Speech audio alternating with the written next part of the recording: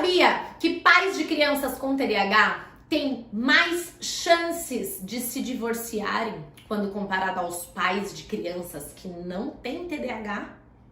E sabe o porquê isso acontece? Eu vou te explicar agora. Meu nome é Paula Frati, eu sou psicóloga, neuropsicóloga e eu ajudo pais a lidarem melhor com os sintomas do TDAH dos seus filhos com paciência e empatia para que eles se desenvolvam de forma positiva. Infelizmente, esta notícia é a mais pura verdade, não é fake news. Inclusive, ela é comprovada cientificamente, tá? Pais de crianças com TDAH têm mais chances de se divorciarem. Porque o TDAH é um transtorno difícil que causa muitos prejuízos, não só para a criança, mas também para a família. Às vezes os pais, eles não encaixam nas ideias. O pai pensa de um jeito, a mãe pensa de outro. O pai acha que tem que punir, a mãe acha que tem que conversar. A mãe acha que tem que ser mais brava e mais autoritária e colocar de castigo. O pai acha que tem que ser, deixa, desiste dessa criança, já tentamos de tudo. E esses conflitos, essas divergências de opiniões, muitas vezes afastam o casal. O casal muitas vezes começa a se desentender e chega, no divórcio. O que eu não acho ruim, tá, gente? Não tô aqui pra pregar a permanência da família tradicional brasileira. Na verdade, eu acho um porre isso. Eu acho que as pessoas merecem e precisam buscar a própria felicidade. Então, se não tá rolando enquanto casal, então, gente, vai cada um surfar sua onda, entendeu? Vai cada um procurar sua turma pra tentar ser feliz. Porque muitas vezes o casal mantendo ali a tradição da família margarina só traz prejuízos emocionais para todo mundo, porque a mulher tá infeliz, o marido também e a criança obviamente também. Muitos pais, inclusive, eles mantêm esse discurso, Não dá pra gente se separar, porque temos um filho com TDAH, inclusive, que demanda muito cuidado e tal, tem que levar nas terapias e tudo mais, é muito difícil, ele vai sofrer muito. O que esses pais muitas vezes não consideram é que essa criança já está em sofrimento. Porque uma criança que vê um distanciamento afetivo dos pais, uma criança que vê pais discutindo o tempo todo, brigando o tempo todo, é uma criança que sofre. Mas ela não sabe verbalizar isso. Óbvio que a criança sempre vai verbalizar que ela quer ver os pais juntos, unidos. Mas ela verbaliza isso porque ela não sabe como é viver com pais separados, E às vezes a criança tem muito mais paz, muito mais tranquilidade com os pais separados do que pais juntos. Tô falando isso, minha gente, com propriedade, porque eu já vi isso acontecer inúmeras vezes aqui no meu consultório. Já atendi crianças que pediam, pelo amor de Deus, para os pais se separarem, porque as crianças não aguentavam mais tanta briga, tanta confusão, tanta gritaria, tanto choro, tanto desgaste emocional, todo mundo adoece. Então não tem muito porquê disso acontecer. Eu acho que o problema não tá no divórcio. Eu trouxe esse dado, de que pais de crianças com TDAH têm mais chances de se divorciarem do que pais de crianças que não têm TDAH. E é um dado real, tá? Um dado que vem de pesquisas científicas. E é importante que você saiba, principalmente para que você possa se fortalecer, caso você seja casado ou casada. Porque os desafios são imensos mesmo. E o problema não tá nas divergências de opiniões desses casais. O problema tá nessa guerra que se instaura por conta dessas divergências. Os casais começam a duelar. Vamos ver quem tá certo. Vamos ver quem tem razão. Vamos ver quem pode mais. E aí eles começam a desautorizar um ao outro. E a criança saca isso, A criança saca que, quando meu pai tá, eu tenho que me comportar dessa forma. E quando eu tô sozinha com meu pai, quando eu tô sozinha com a minha mãe, eu me comporto de outra. E quando eu tô sozinha com meu pai, eu me comporto de outra. Eu sei como é que eu vou lidar aqui com essa dinâmica familiar. As crianças sacam muito rápido isso e inclusive começam até a manipular muitos pais, porque os pais abrem essa porta, Eles dão essa oportunidade para a criança. Por quê? Porque não há comunicação entre o casal, porque não há diálogo, E isso acontece tanto com pais casados e com pais separados também.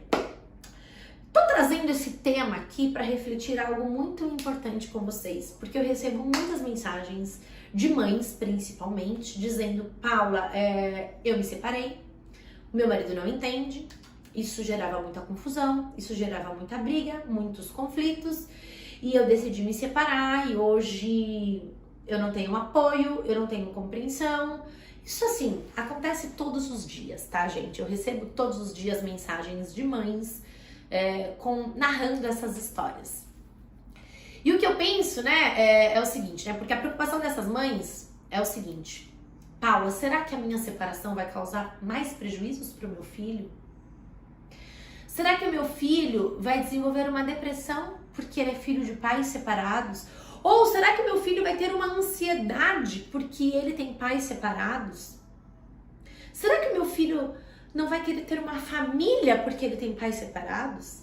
Eu já escutei até de uma mãe que dizia o seguinte: Paula, será que minha filha vai gostar de meninas quando ela chegar na adolescência? Porque ela não tem a figura do pai, ela só tem a minha figura. Será que isso vai interferir, né, na orientação sexual dela? Veja bem, separação, divórcio, não desenvolve depressão, não desenvolve ansiedade. O seu filho, a sua filha não vai ter nenhum problema psicológico ou um transtorno de conduta, de caráter, porque os pais são separados. Isso não vai acontecer. Isso não existe. A gente carrega essa culpa, esse peso, porque por uma questão histórica e social, o casamento, né, essa configuração familiar tradicional, pai, mãe, filhinhos e filhinhas e um cachorro, um papagaio, um periquito, é bonitinho, é legal de ser visto, né, mas ninguém sabe o que se passa lá dentro. E a gente carrega isso historicamente, as nossas avós, as nossas bisavós, mesmo sendo casadas, mesmo sofrendo abuso sexual muitas vezes, mesmo tendo relacionamentos abusivos, enfim, mesmo assim, sofrendo, não tendo amor, não tendo respeito na relação, elas permaneceram casadas, porque antigamente as mulheres não podiam se divorciar, elas não tinham esse direito. É um absurdo, né? Mas não tinham. E a gente carrega esse peso, isso que vem, né, do passado, isso ainda importa, isso ainda tem uma influência muito grande. A gente carrega isso como correntes mesmo, né? Mesmo sem perceber, tá? A gente não percebe o quanto os nossos antepassados influenciam a nossa história, mas é um fato. E se você olhar com atenção para sua história, para a história da sua família, você vai descobrir muita coisa de você, tá? Mas isso é um outro papo, tema para um outro vídeo, quem sabe. O que eu quero deixar muito claro aqui é que nenhuma criança vai desenvolver um problema psicológico porque os pais se separaram. O problema não está na separação, no divórcio, ou no fato de uma mãe ser mãe solo, ou no fato de um pai ser pai solo, ou no fato de uma criança ser cuidada pela avó, pela tia, pela madrinha. Nenhuma criança vai desenvolver problemas psicológicos por conta da sua configuração familiar. As crianças desenvolvem problemas psicológicos, as crianças desenvolvem depressão, transtornos de ansiedade, transtornos de conduta, porque os adultos não sabem lidar com essas questões. Porque os adultos colocam as crianças num ambiente de guerra, de conflito, num ambiente totalmente nocivo, horroroso, que não desenvolve a saúde mental das crianças, que prejudica a saúde mental das crianças. As crianças sofrem porque os adultos não sabem resolver os problemas deles. Aliás, as crianças muitas vezes vão para terapia porque os adultos não sabem resolver os próprios problemas. As crianças, elas entram num processo, elas tomam medicação, elas adoecem psicologicamente Porque a mãe não conseguiu resolver o problema dela, porque o pai não conseguiu resolver o problema dele, porque eles vivem em guerra, eles fazem alienação parental, eles despejam toda a frustração, toda a culpa em cima da criança. Seu pai faz isso e isso. Olha só o que o seu pai faz. O que a criança tem a ver com isso? Por acaso ela escolheu o pai dela? Quem é que escolheu o pai dessa criança, meu Deus? Quem é que escolheu a mãe dessa criança? Conta pra mim. Hã? Só que é a criança que paga o pato.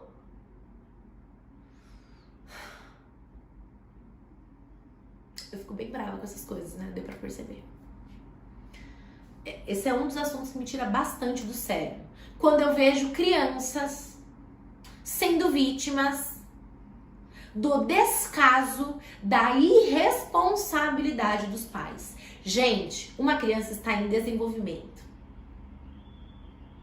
A criança não sabe o que é certo, o que é errado, o que a sociedade diz, que pai e mãe tem que ficar juntos. A criança não tem isso, gente. Isso é uma historinha que a sociedade nos conta ao longo da vida. A criança não tem isso dentro dela.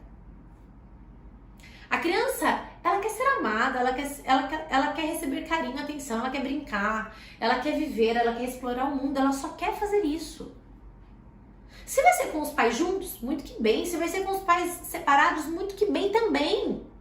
Desde que esses pais sejam respeitosos no que diz respeito à criança. Você não precisa gostar do seu ex-marido e nem ou da sua ex-mulher. Você não precisa. Mas você precisa respeitar. Você precisa manter uma relação respeitosa. Não por você, mas porque tem uma criança no meio dessa história que nunca vai mudar de pai e nunca vai mudar de mãe. O pai vai ser sempre pai dessa criança e a mãe vai ser sempre mãe dessa criança. E entenda, você só pode ser responsável pelo seu papel. Porque esse é um outro ponto. Muitas mães preocupadas. Mas Paula, o pai é muito ausente, o que eu faço? Você faz o seu papel. Qual que é o seu papel? Mãe. Você não vai ser pai. Gente, isso não existe. Eu odeio esse termo. Você vai ser mãe.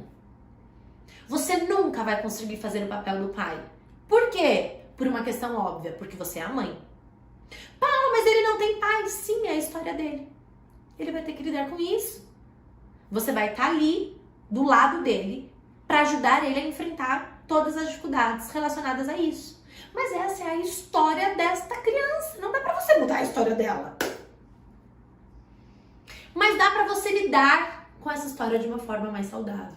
Se você olha pra essa criança com sofrimento, meu Deus, é filha de pais separados, que horror. Vai sofrer tanto. Vai sofrer. Vai. Você não tá sabendo lidar com isso, então vai sofrer muito mesmo. Já prepara e já faz a poupança pra terapia. Porque vai ter que ir pra terapia. Mais cedo ou mais tarde vai ter que ir, não vai ter jeito. Agora, se você olha pra situação de uma forma... Bom, temos uma questão aqui que precisa ser resolvida. Esta criança, né? Eu não vou ficar casada com o pai dessa criança, certo? Mas eu tenho um filho. Essa criança precisa se desenvolver da melhor forma possível. Como que eu posso ajudar? O que eu, enquanto adulta, que tenho um cérebro 100% desenvolvido, eu posso não ter todo o emocional, toda a inteligência emocional desenvolvida. Daí o que eu faço? Eu vou procurar, então, desenvolver a minha inteligência emocional. Então eu vou fazer terapia? Talvez. Eu vou estudar, talvez. Eu vou fazer yoga, meditação, não sei o que eu vou fazer. Mas a adulta da história sou eu. Quem tem o cérebro desenvolvido sou eu. Então, quem que precisa ter recursos de enfrentamento? Eu. Adivinha só, eu. E eu faço o quê? Eu dou apoio, eu dou suporte para a criança.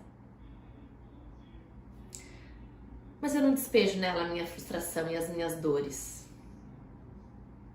Meu pesar. Eu cuido do meu pesar.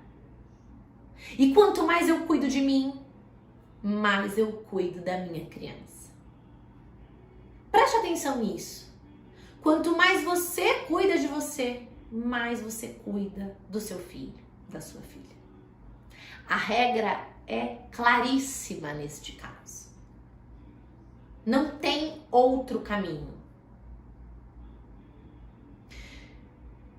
A maioria das crianças, eu diria que 90% ou mais das crianças que fazem terapia, vêm porque elas são um sintoma de uma dinâmica familiar que muitas vezes está doente.